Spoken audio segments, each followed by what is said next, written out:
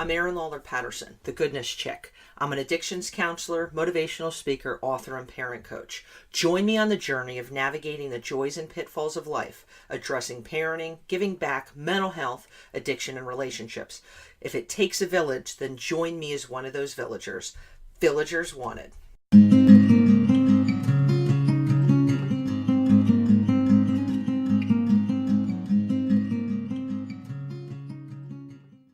I'm Erin Lawler Patterson, the goodness chick. I'm an addictions counselor, motivational speaker, author, and parent coach. Join me on the journey of navigating the joys and pitfalls of life, addressing parenting, giving back, mental health, addiction, and relationships. If it takes a village, then join me as one of those villagers. Villagers wanted. So I hope you are having a great day. And if you're not having a great day, my hope is that this will kind of add a little bit of wind to your sails and kind of get the week started. I want to start off talk about my sponsor, Fire Mountain Residential Treatment Center. I believe when our kids are in a place where intensive support, treatment, and care are needed, man, our hearts ache. It is a heart-wrenching thing to go through. But I believe when we connect them with the appropriate treatment center, it makes all the difference. I am proud to be sponsored by Fire Mountain Residential Treatment Center. It's located in Colorado. Aaron Huey and Christine Porta, they created a program located in a 40-acre lot of land with the purpose to help the many kids who are hurting and need the appropriate skills and treatment to instill for them the appropriate coping skills and strategies for a lifelong recovery. It's a beautiful thing. They have info on their site about their residential program, as well as their summer outdoor empowerment camps that I just think are awesome. These are powerful ways to strengthen your kids' resiliency and self-esteem. Check them out on firemountainprograms.com.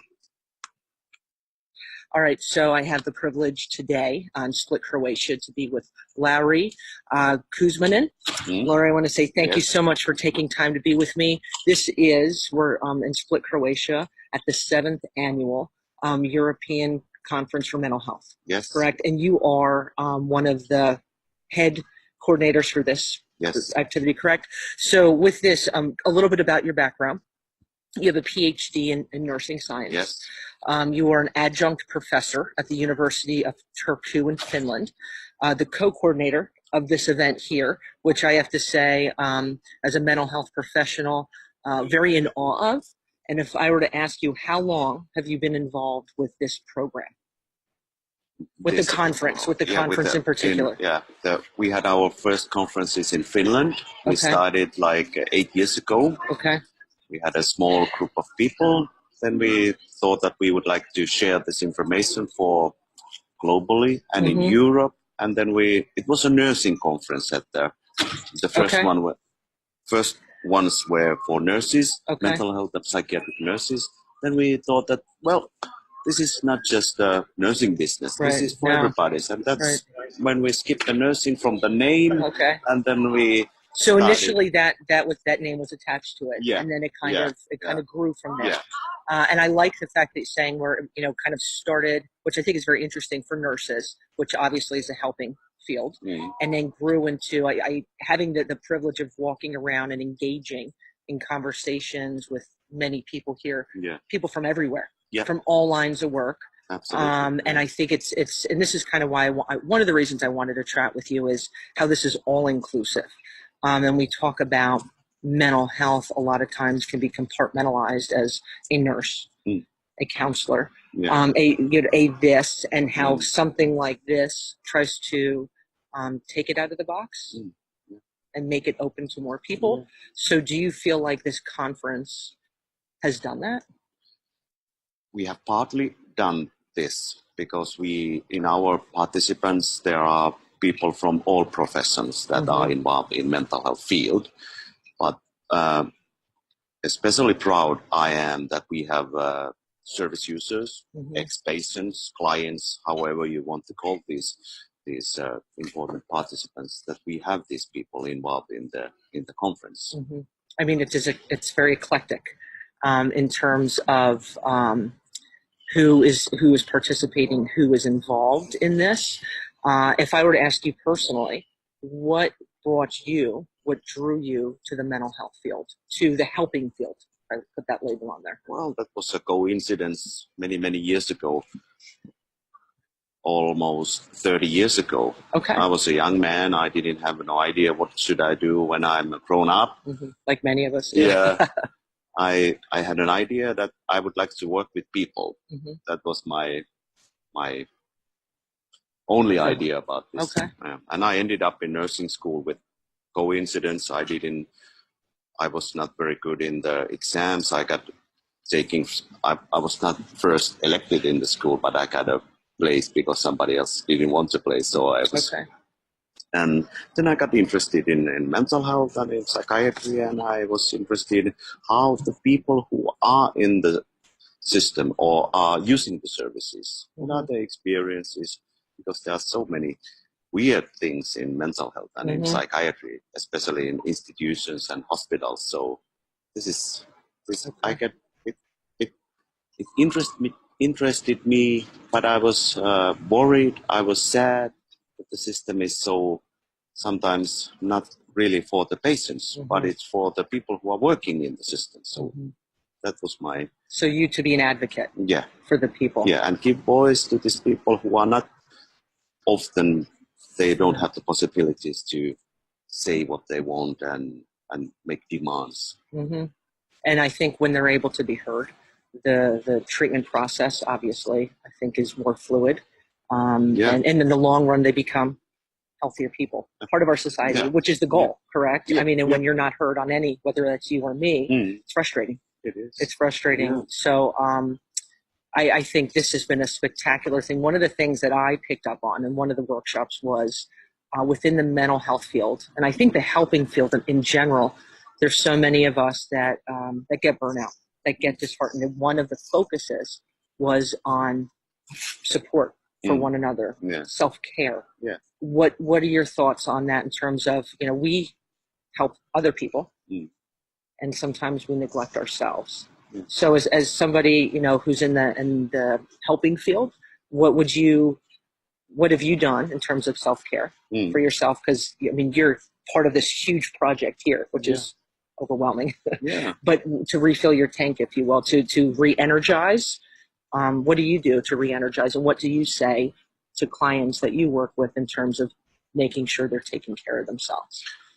Basic things: sleep, eat, contact with other persons, socialize, and sleep enough. Well, sleep is important. Yeah, I'm not very good example of this because I sleep very badly most of the nights. But these are the basic things, of course. But of course, there are many things that mental health or health professionals in general need to do in order to keep up the ability to work. Of course, and the methods are the same as the clients and the patients have. Talk to somebody. If you have problems like most of us do, then seek help. And not going it alone. Yeah. And of course, counseling or coaching or things that helps you to develop in your work and help people. But it's really important to take care of your own mental health also, of course. And I think that's sometimes easier said than done. And you had mentioned about keeping contact with other people. I think in today's world, sometimes with social media, with our cell phones, it can be, we can detach ourselves very easily, don't you think? And I think that's been some component of issues with what I personally believe increase in people having heightened anxiety, lacking human contact. I think we all as human beings desperately need. And we had one keynote here from a guy from Croatia here, and he was talking in his speech about this world full of social media and mobile, and he was actually talking about silence, the meaning of silence in life in general, but also for our clients and for professionals also. And I use social media too much myself, and I think that there will be a limit soon that I have to rethink my relationship with social media. And it is a relationship. And when you say silence, I think we've lost a little bit of that. Last night I was actually sitting by the pool here, and I'm on my, what am I scrolling? What am I looking at? It's like looking, on Twitter and Instagram, and it was all with Goodness Chick and my podcast. But do I need that? And I think we become almost like a web, that we can't get out of, and being comfortable in silence. And of course, you need it. It's a way of working. We wouldn't be here without social media. That's how I found what was going on here. Absolutely. Yes. And of course, it's a great tool to work and, for example, arrange these conferences. That's one of our main areas to work. It's necessary. It's necessary. But not always. You can take breaks. You're not working anyway. You have weekends, and you are not working 24 hours a day anyway. And we weren't intended to. No, we're not intended to, because sometimes I think, we're just going, and I think there's power in silence, and I like that very much. The component, the focus on silence, and kind of this place can do that to you. Looking out at nature and reconnecting and breathing and being with other powerful human beings. And I want to say, I know we just met a few days ago. Thank you for organizing this. And now people, you said every continent's represented, which is wild. Going back to every continent. Did you say 36 countries are represented? That's epic. So thank you for creating a domino effect, continuing the domino effect of people talking about mental health. So it's been a pleasure having you today. Thank you very much. I thank you. I say there's power in taking care of ourselves and finding that silence and being comfortable. So I've got to tell you, I really, really enjoyed having 2.5 days in the presence of all mental health professionals, all helpers. And I think there's a lot of helpers out there that are kind of wired, myself included, where you kind of are in gear to help other people, whether that's family members, whether that's people you work with, whether that's clients or whatever, whether that you're a firefighter, you're a teacher, you're a parent, you're a therapist, a nurse, a doctor, the list kind of goes on and on, an EMT. You often get pulled in a million directions. You're often on serving mode. And with that, there's times that whether we hesitate or we just don't take the time to stop and pause and take care of ourselves. And that can lead us kind of to places that we really don't need to be going on a physical, emotional, spiritual level. And this is where the 2.5 days really hit me, where it was taking time to think about, where are we as helpers? When do we take time to pause? When do we take time to recharge? And how do we kind of become more effective and efficient at doing that? We do hesitate when it comes to thinking about serving ourselves or refilling our emotional tank. When we look at it as, I think a lot of us kind of look at it sometimes as being selfish, when it's actually the opposite. It's being selfless. And I think when it comes to being a giver, in order for us to have long-term results, long-term effectiveness in the field, serving and supporting people, it's kind of like prepping for going into, we'll say, a soccer game or a lacrosse game. Strategies involved. Now, hear me out when I talk about this here. If you sprint the entire game, the entire match, when it comes to lacrosse, when it comes to soccer, you're on the field and you are just, from the time the whistle goes off and you're sprinting. First of all, you look weird. Secondly, you're not lasting the entire game. You're not 100%. At some point, you're toasted and you are at a point that you no longer have any use to anybody on the field. You cannot contribute any longer. You are present, like your shell, your person, your ness. But emotionally, boom, you're out. Your physical contribution, it's gone, it's done. You are no longer of help during that game. Honestly, you're pretty much not worth anything in contributing. Where if you had played your cards right? And you paced yourself. You refueled on water when you needed to be rehydrated. You sat on the bench when you needed to kind of catch your breath and get, recharged, if you will, and taking time when timeouts were called to stretch if you needed to stretch, and just kind of get your mind, body in the game and recharged when it needed to be recharged. You're there. You're lasting the whole game. The likelihood of burnout is diminished drastically compared to if you're sprinting your face off from the beginning. And you're like, well, why would I ever do that? But we do, where it's like we go, go, go. We're extended in 1,000 directions. And then at some point, whether we're laying in bed at night, we're driving home, wherever, and you're like, I am so tired. Well, it's because we're not taking time for ourselves. And yes, we get tired when you're in the helping field, when you're just a human being in general, you get tired when we're not getting enough sleep. We're just kind of going about our day, but there's a different type of tired. We're just hit the wall tired. There's nothing left to give. And where if we had kind of like that soccer or lacrosse game, you'd taken a step back and you prepped a little bit, where you're taking time for yourself, where self-care goes hand in hand with being a helper. Self-care goes hand in hand with being able to be in the long run, be effective. And I think it's really just readjusting our thinking that we need a game plan. And this kind of like a light goes off in my head as we kind of change seasons. We're in the fall. Fall gets closer to winter, and some of us are full-fledged, we dig winter and all that jazz.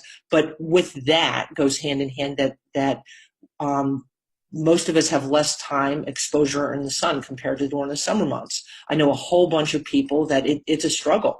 And whether you have seasonal affective disorder, which is the real deal for a whole lot of people, or you just kind of struggle a little bit when it comes to the few months where you get tired easier.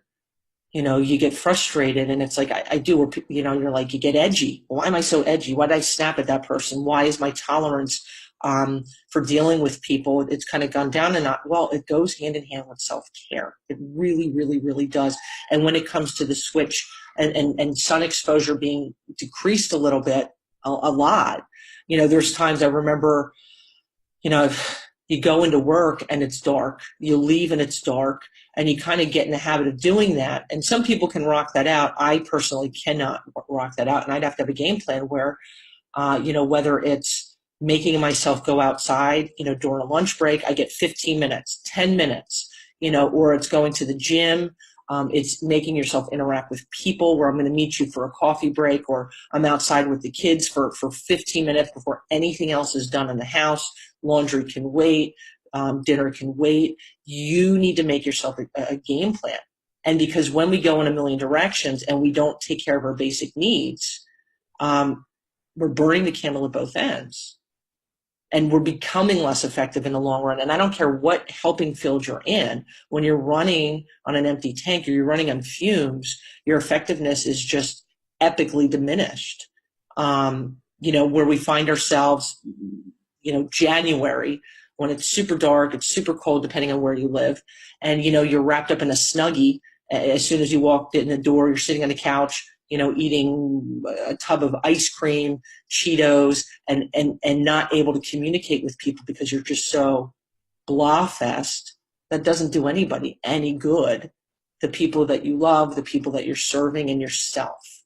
It all goes hand in hand. So as we are now, we are fall, it's the middle of October. My question to you is, what is your game plan? We tell those we sit with, we work with, we care for to love themselves. You need to take time for yourselves. You need to recharge. Self-care is important, and all these other things, whether we send them quotes, we text them, we give them, our words of wisdom and encouragement. We 100% are usually kind of really lacking in taking care of ourselves and applying those words to our own lives. And I'll tell you, I've become more aware of that myself, where I struggle with that. It's my job to do this. It's my job to do this. And I have to be here. And then why am I so tired? Why am I so edgy? Why am I sad and feeling super funky? Well, it ties hand in hand because self-care isn't where it needs to be. And so with that, as we kind of rock out, we come to an end with this podcast episode, my question to you is, what's your game plan? And if you don't have a game plan, you need one. And if you don't have a game plan, don't look at it as an obligation and I'm super bummed out that I have to do this and where I'm lacking falsehoods. It's instead rephrasing it and looking at it a different way where I'm stoked. What am I going to do to take care of me? What am I going to do, that's going to kind of get me where I need to be? And whether that's going to the park once a week and going, to walk your dog or your chinchilla, you're getting outside and just breathing air. Or whether that's, I'm meeting a friend for a cup of coffee, I'm driving with the windows down, whatever it is, fill in the blank. I'm going to go take a trip to the beach or to the mountains that's 40 minutes away. Whatever works for your lifestyle, love yourself. Love yourself. And take time for you because it makes you, in the long run, a more effective helper and a more epic, effective you.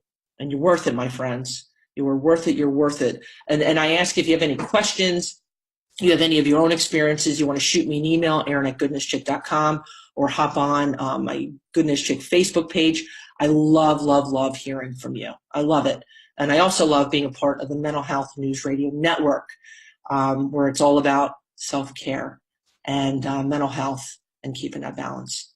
Peace, love, and goodness, my friend. If you enjoyed today's show, I encourage you to subscribe to Goodness Chicks podcast and pass it along to your friends. I hope you enjoyed today's episode and have a great day.